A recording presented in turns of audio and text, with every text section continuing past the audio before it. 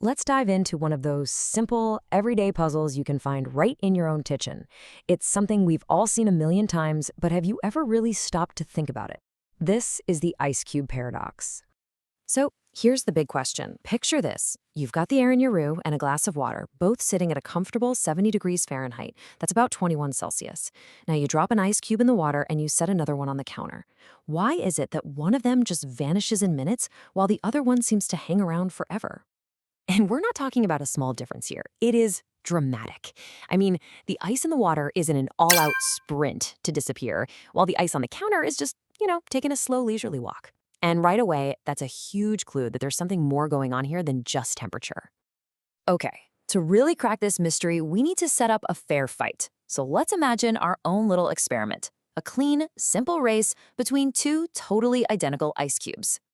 So we're making this as fair as possible, right? The ice cubes are the same size, the air and the water are at the exact same starting temperature, and there's no funny business. No wind, no stirring, just a straight, side-by-side comparison. This is pure physics, right here in your kitchen. Now, your first gut reaction might be to blame the temperature. But wait, we've already made them the same. So that's our first big clue that we need to dig a little deeper than the thermometer. Right. So if it's not about how much heat is in the air or the water, then what could it possibly be? Well, the answer isn't about the amount of heat they have.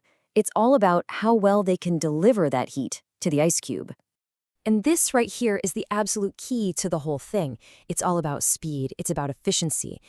Think of it this way. Having $1 million is great, but if it's locked in a vault where you can only take out $1 a day, it's not very useful, is it? It's the rate of transfer that actually matters. So let's meet the two main ways that heat gets from one place to another. These are the prime suspects we need to investigate to solve our melting mystery. Okay, first suspect on the list. Conduction. This is just heat moving from molecule to molecule through direct touch. It's exactly why the handle of a metal spoon gets hot if you leave it in your coffee. The heat literally just walks right up the spoon, molecule by molecule. And then you've got our second suspect, convection. This is totally different. This is when heat basically hitches a ride on a moving liquid or gas. When you boil water, the hot water from the bottom rises up, carrying all that heat with it, and the cooler water from the top sinks down to take its place. It's this incredibly powerful circulating delivery system for heat. All right, let's look at our champion racer first, the ice cube in the water. Why is water so ridiculously good at melting ice? Well, for starters, its conduction is off the charts. Water molecules are all jammed in there, packed tightly together. This creates what's basically a superhighway for heat. When a warm water molecule bumps into the ice, bam, it transfers its energy super efficiently. In air, the molecules are so spread out and lazy that those collisions just don't happen very often. But that's not even the whole story. This is where convection comes in and just takes over. See, the water right next to the ice gets cold, and cold water is denser, so it sinks. And when it sinks, it pulls in warmer water from the sides to replace it.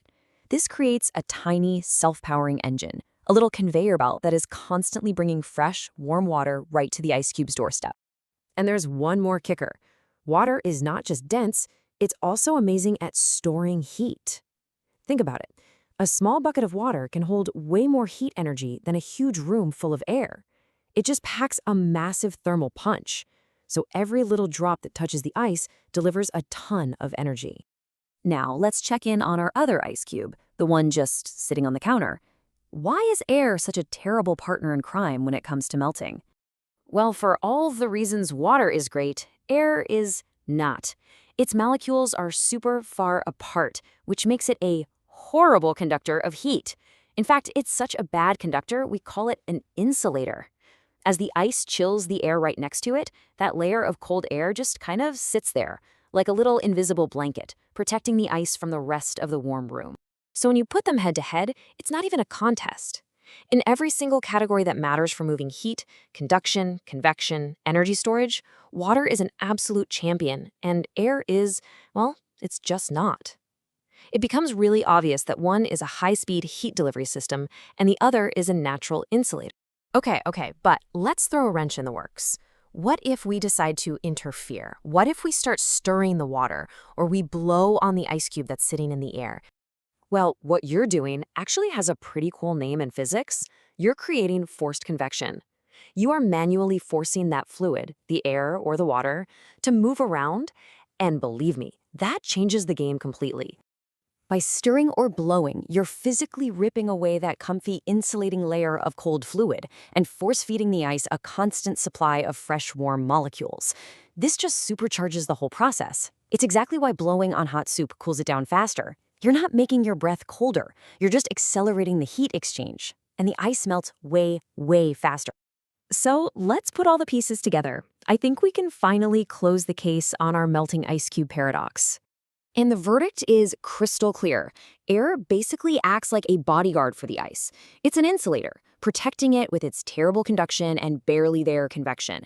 Water, on the other hand, is an aggressive heat delivery machine, using its powerful 1-2 punch of conduction and convection to just relentlessly bombard the ice with energy. And that is the big takeaway here. The temperature of the room just tells you how much heat is available. But the real story, the reason for the race, is the medium itself. It's about how fast that heat can actually get to the ice. It was never really about the temperature to begin with. It was always about the transfer. So the next time you drop a few ice cubes into a drink, just take a second to appreciate what's happening.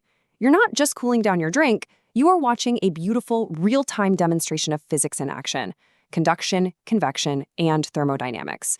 The invisible forces that shape everything from weather patterns to how we design engines. It really is a whole universe of physics, right there in your glass.